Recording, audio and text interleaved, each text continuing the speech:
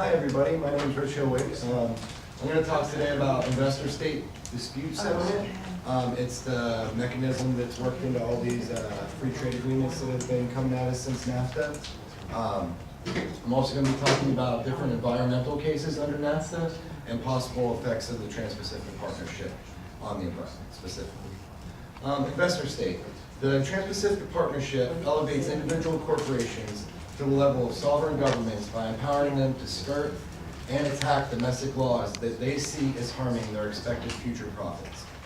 The investor-state dispute settlement is the chief mechanism for this. Investor-state was initially intended to provide foreign investors a venue to obtain compensation when their factory had been expropriated by a government. And it's usually a government that didn't have a domestic court system or a reliable system to handle those kind of things. TPP and NAFTA provisions go far beyond this original purpose, providing foreign investors with a very extreme set of privileges. New protections and free trade agreements since NAFTA have included a guaranteed minimum standard of treatment that host governments must provide to corporations that do business in their countries. Sorry, I lost my place. And which investor-state tribunals have increasingly used to expand that far beyond its original purpose, providing foreign investors. I skipped back. Investor-state tribunals have increasingly interpreted as a foreign investor's right to a regulatory system that conforms to their expectations. So basically, any law that passes that they don't agree with, they can say it's our right to do away with this law because it hurts our profits. And this applies to any corporation that does business in any host country.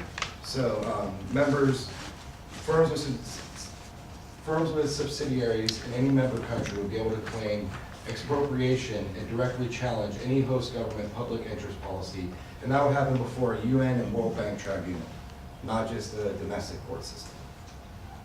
Now, these tribunals are typically composed of 3 project sector attorneys who moonlight as judges when they're not serving as attorneys for similar corporations.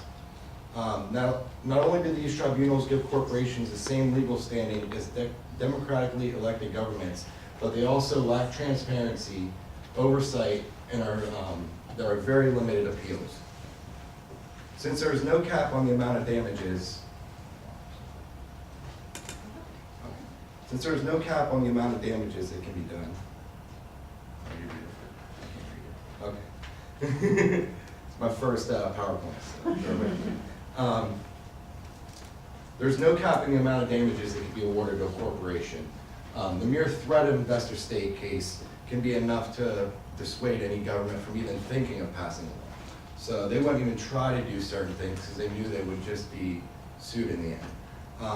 Using rules similar to these that included in the TPP, corporations such as ExxonMobil, Dow Chemical, Chevron, and Occidental Oil have launched more than 500 cases against 95 governments. Approximately 60% of the time, the corporation wins or the case settles, often with a concession to the corporation. Overall, corporations in TP countries have more than 1,400 subsidiaries in the United States. Any one of those could provide a basis for an investor-state claim against U.S. domestic policy. Any one of those. So you can imagine what that would entail. Okay.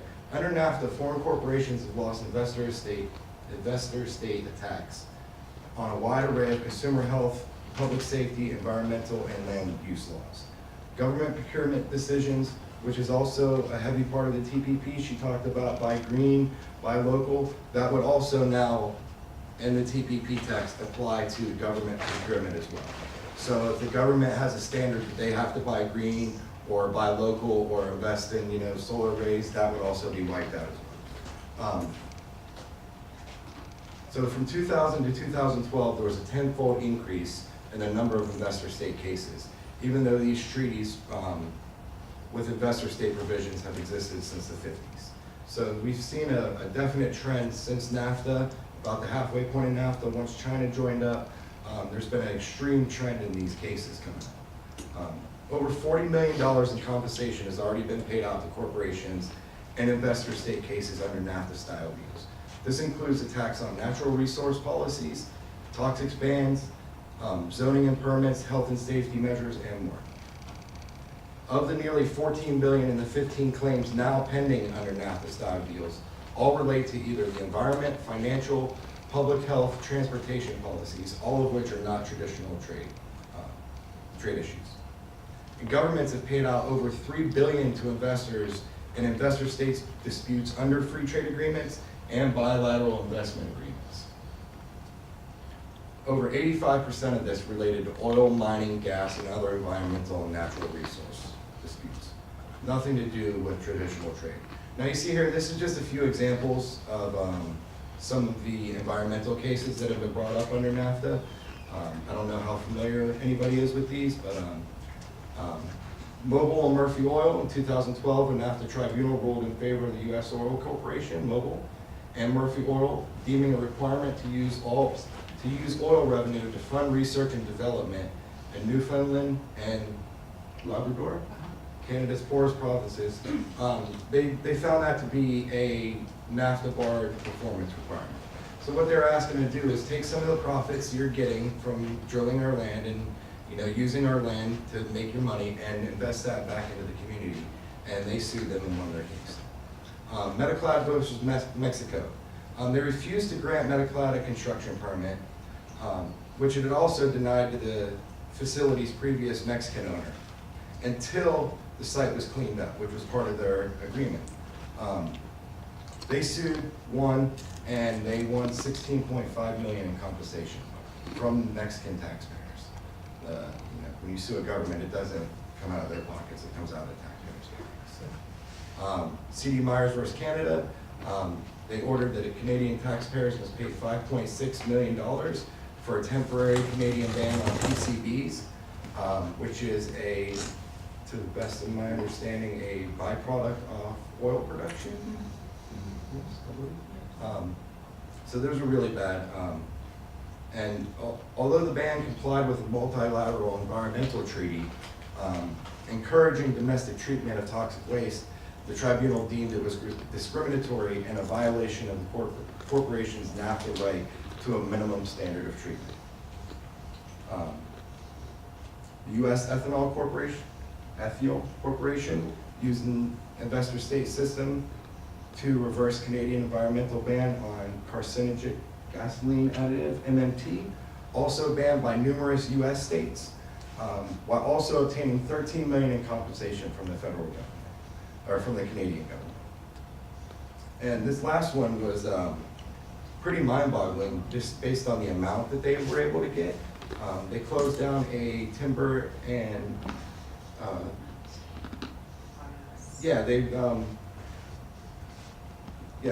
this company, Abitibi-Bowater. I'm sorry? Abitibi-Bowater. Abitibi-Bowater? Yeah. I was not sure about that, so Yeah. thank you. They challenged the decision of Newfoundland and Labrador again. Apparently these two places really like to take care of their citizens. They confiscated various timber and water rights and equipment held by the company after the corporation closed the paper mill, putting 800 employees out of work. Though the government argued that the rights were contingent on the company's continued operation of the paper mill, they used investor state case to extract $122 million. So you can see that these things, they're not playing. They have the ability to award unlimited amount of damages in these cases. So it's critical that we take a lesson from these cases. The TPP would only make it easier for corporations to carry out these kind of attacks. And on a more frequent and successful basis as they work more and more corporate controls and investor state policies into these agreements. Now, after 2 decades of NAFTA, the evidence is clear. The deal failed at its promises of job creation, better living standards, while contributing to mass job loss, soaring income inequality, agricultural instability, and corporate attacks on domestic health and environmental safeguards, and also contributed to mass displacement and horrible volatility in Mexico. And now the Obama administration hopes to conclude and railroad through Congress the TPP, an expansion of the NAFTA model to Asian and Latin American countries with even more corporate protections at the expense of humanity and the environment. So what can any of us do about this? We can educate ourselves on the TPP and other corporate-driven free trade policies and corporate-driven globalization ventures. Talk to anybody, friends, family, coworkers, anybody who listen, anybody who won't. We have... They'll listen to you eventually. Yeah, we have a ton of flyers back there. Please take them all. We can always get more. I burn off CDs with everything that I researched on here. It's all on the CDs back there, so please take them. Oh, it's not an audio CD? It's No, all, it's all literally- PDFs. Okay. So even if you're not going to keep them, you know somebody might take them, please. This is very clandestine, Dave, is with me on stuff like this, but I mask myself as a Tea Party person and say that this is a one world order, psyops, thing, and that freaks the crap out of the Tea Party types. And you gotta get those guys on board. Yeah, Orlando Light Brigade, we've been trying to get out there and go around to as many different groups as we possibly can. And we've talked to a few different Tea Party members that have came by some of our events and that we've encountered in various places. And the reception's been pretty cordial, at least over this. This is one of those rare things where it kind of brings all sections of politics together on both sides. Right. Because you have Tea Party, Democrats, Republicans, Libertarians for it, and all the same ones against it. The only ones that are unanimously against it is Green Party. They're the only party I've seen that's unanimously across the board against this. So it's one of those weird things that's really causing a rift in a lot of the major parties right now. So, but yeah, it's that's something that they're very interested in. Not to mention what Jim's going to talk about, the constitutional aspect of it. That's another really good point that they would. So.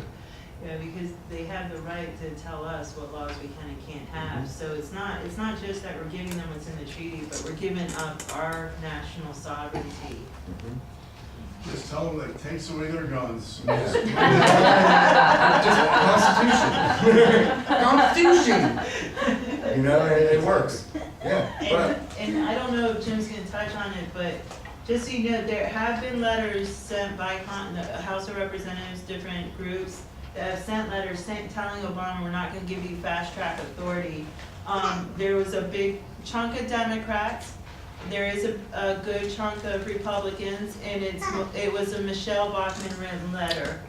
So there is a contingent, and they're watching it, and they're not happy about it, and we're happy about that. There was an article in the New York Times, there's a venture capitalist who's retired, he's worth about $15 billion. Yeah. And he's putting $400 million in for climate change stuff. If this falls into stuff that he's fighting, I'd like to see if he's putting a lot of that money to lobbying. He said he's going after Democrats, which disturbs me. I was a Democrat, I go with, 50% less evil than the people who are 100% evil, so, but he's trying to do like the Tea Party in reverse. The Tea Party scares the bejesus out of the corporate Republicans, because they say, if you don't follow us, we don't care if we commit Harry or, Taliban suicide, we're voting you out, even if we were gonna lose the election. And so he's trying to do the reverse on the left, saying, you've gotta go this way, and, maybe that's a good thing to get the tepid Dems to make a stand for a change. Maybe, it's, with these kind of things, ever since I started working on this,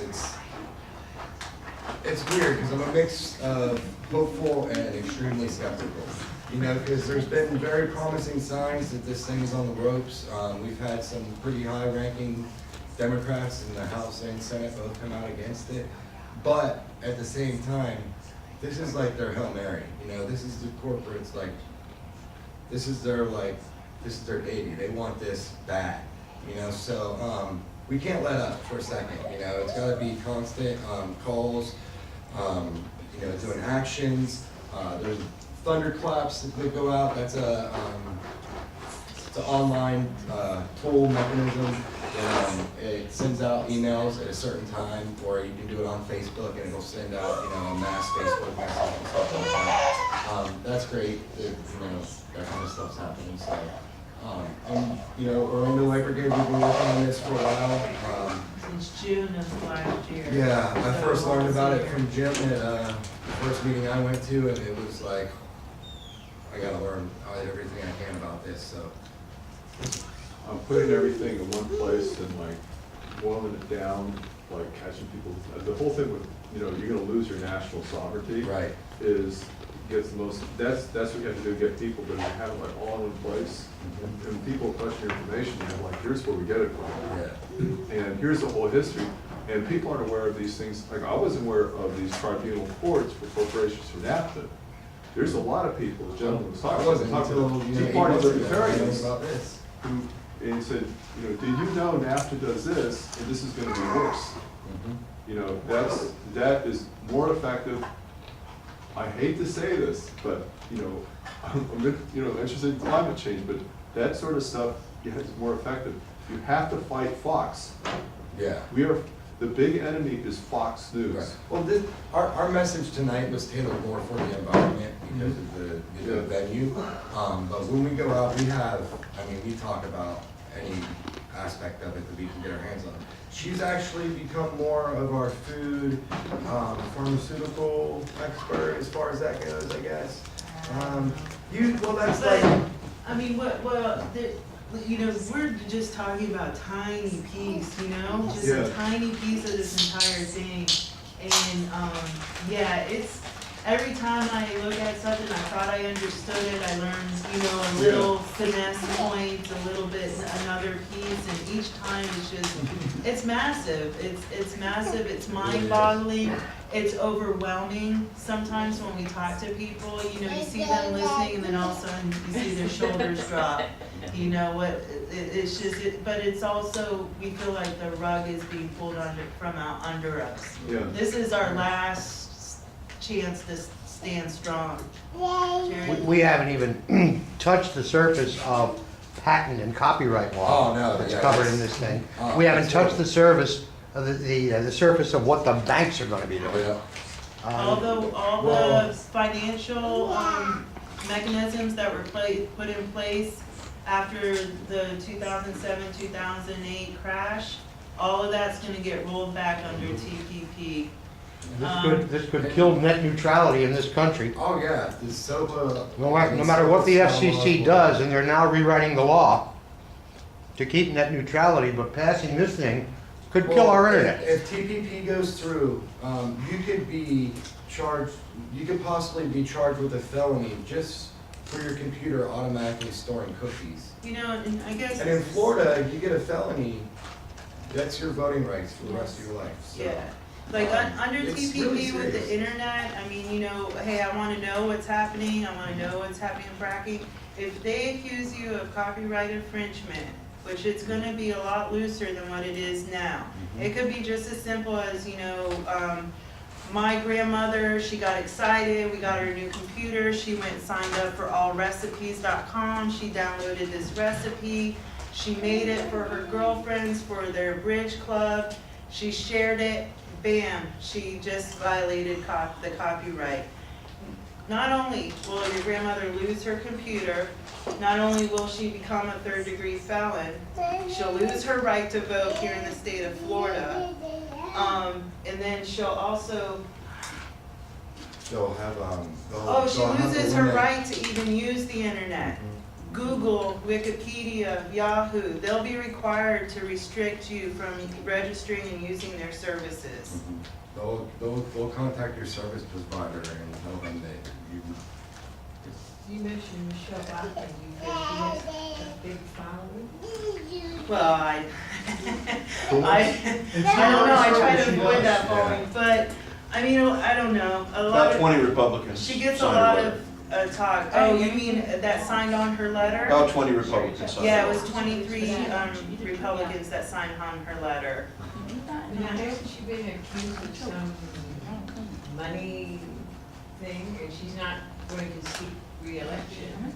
Oh, yeah, right now, well, we probably are starting to get into a little bit of what Jim is gonna talk about, cause he gets a little bit more into the politics and that. Maybe we should go ahead and let Jim do his because do you have? Yeah, I'm good. I just wanted to say that all my sources were publiccitizen.org, sierraclub.org, exposedtpp.org, and popularresistance.org. Great websites. And I have that quote that I wanted to share with you all earlier. It's just so you get the idea of the massive amount of pesticides we're talking about. So on that island, it says the industry controls over 15,000 acres of prime agriculture land, which they drench with 17 tons of restricted use pesticides every year. And probably 5 times that amount of non-restricted pesticides, which would, an example be Roundup, the glyphosate, that's considered a non-restricted pesticide. So what are we talking there? That's about almost 100 tons of pesticides a year on 15,000 acres of prime agriculture land. And we're not just talking land, we know that goes into our water too.